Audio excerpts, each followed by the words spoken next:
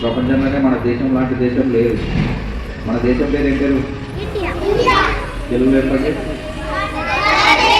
అదే మన దేశం తర్వాతనే ఎవరైనా. మీరు ఏమన్నా పెద్దగా జాబులు చేసినా, లేదంటే వ్యాపారాలు పెట్టుకున్నా, రైతు పని చేసినా సరే, ఏదైనా జెండా వందనం జరిగేటప్పుడు స్కూల్లోకి వచ్చి కూర్చోండి. పెద్దలు చూస్తున్నారు కదా, అట్లా ఆగస్టు 15వ తేదీ కానీ జనవరి 26 కానీ మీరు యాడున్న జెండాకి సెల్యూట్ కొడితేనే మనం ఈ దేశంలో బ్రతకడానికి ఒక అర్హత సాధించినట్ల. ప్రధాన ఎగరేయడానికి కొన్ని వేల మంది, లక్షల మంది వాళ్ళ ప్రాణాలు వదిలేసినారు. వాళ్ళందరినీ స్మరించుకుంటాం.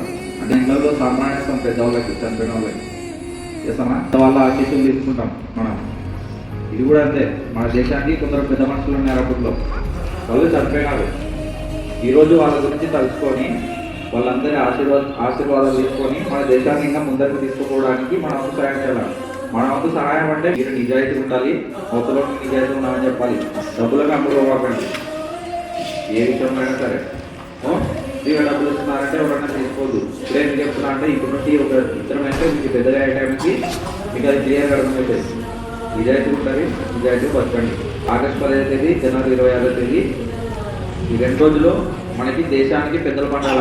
దేశంలో మీరు ఈడుండొచ్చు, ఉద్యోగం చేసుకుంటే ఏదైనా ఉండొచ్చు, ఎక్కడికైనా సరే, ఏడున్నా సరే, ఈ 2 రోజులు మాత్రం దేశానికి మనం తిరిగి ఇచ్చేది ఏమనుందంటే ఒక గౌరవం ఇస్తాం. దేశాలకు మీరు జాబ్ చేసినా సరే మీ ఇంట్లోనే చేసుకోండి, జెండా పెట్టుకోండి, జెండాకి సెల్యూట్ చేయండి. అర్థమైందా? చేస్తారు కదా.